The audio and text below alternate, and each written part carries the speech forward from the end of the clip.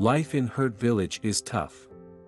In this impoverished housing project, in West Memphis, Tennessee, for many people here, there is nothing to be found but poverty, alcoholism, drug addiction, danger, and utter hopelessness.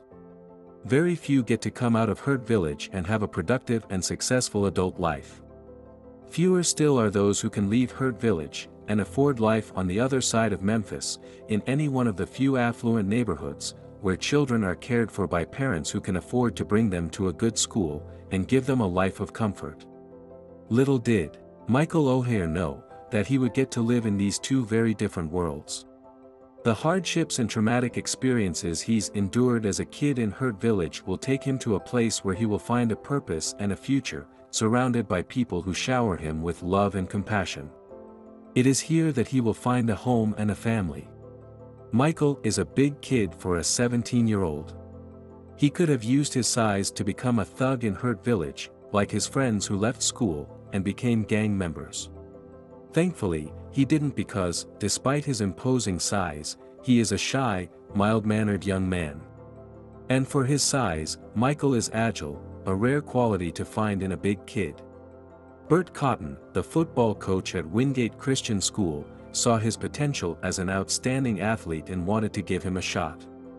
That is why Michael, who performed poorly as a student of different public schools, was admitted to Wingate, a private school in East Memphis, attended by kids of Christian parents.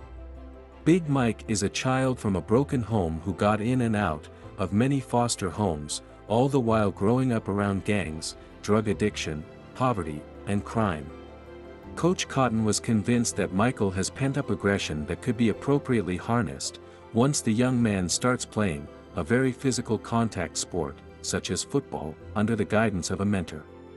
Coach Cotton is ready to tap into that aggression to make Michael a formidable and intimidating Wingate's defensive line.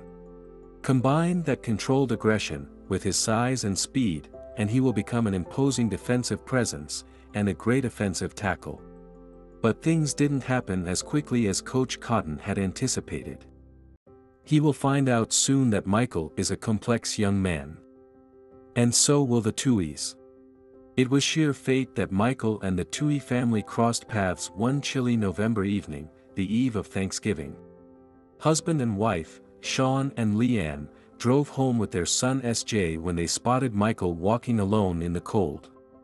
Leanne recognized him, and so did SJ and Sean, who had seen Michael in school on different occasions.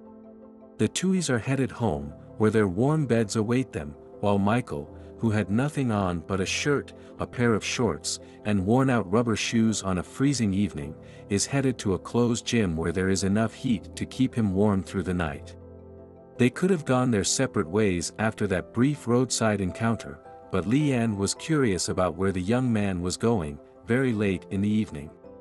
But Michael's predicament tugged at Leanne's heartstrings, and Sean wasn't the type of overbearing husband that discourages his wife's spontaneous acts of kindness. She can't let Michael walk away, knowing she can help him find a warmer and safer place to spend the night. Leanne has seen Michael and SJ engaged in a casual conversation in Wingate, but she doesn't know much about him. She learns that Michael's father has died, apparently due to an accident. She finds out that Michael's mother was a drug addict, which is why he and his brother were separated when they were very young, placed under the state's care, and sent to different foster homes. She thinks that Michael must have felt unwelcome in these foster homes because he kept on leaving. He must have felt like he was an inconvenience, baggage, and a burden. That's probably why Michael's first instinct upon waking up the following day is to leave early after spending the night at Tuohy's. But Leanne didn't see Michael as a burden.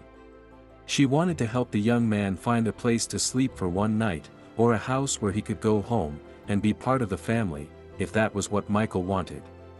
Leanne saw how Michael was deprived of many things in life and knew she could help him. And so she did, until Leanne and Sean became Michael's legal guardians. They gave him a room in the house, and a car to drive.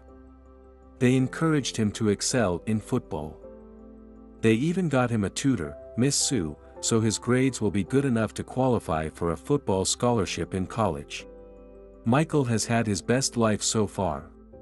He need not pick up leftover food on the bleachers, after a volleyball game to have something to eat, or wash his shirt on the sink in a nearby laundromat. He now comes to school wearing pants, leather shoes, and has his books in his bag, not in a plastic grocery bag. His problem of homelessness and illiteracy are behind him, now that he is living with the Tuohys. But that does not mean there are no more challenges that he needs to hurdle. Despite being naturally athletic, Michael had a hard time learning football.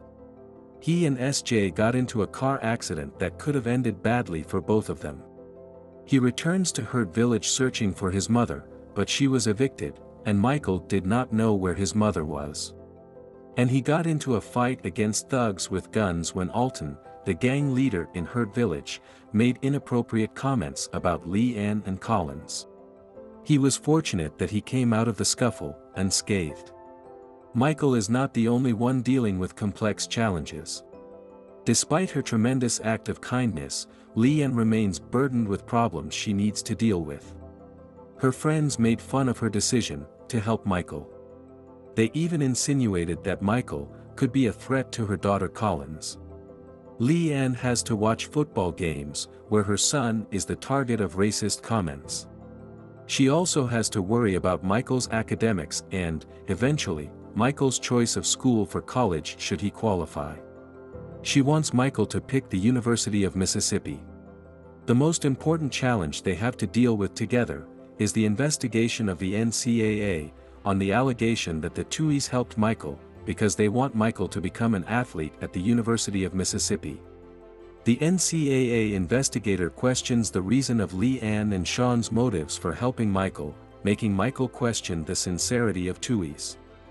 Michael felt lost. Lee Ann thought she had lost Michael, whom she had grown to love like her son. The only good thing to come out of the NCAA investigation is that both Lee Ann and Michael were able to go to an important realization that will strengthen their relationship with each other. Lee Ann understood the importance of giving Michael a choice, not just in his choice of shirt or what car he wants, but most importantly, a choice in things that will affect his life and future. It was a learning moment for Lee Ann. Caring doesn't mean simply providing what you think the person wants.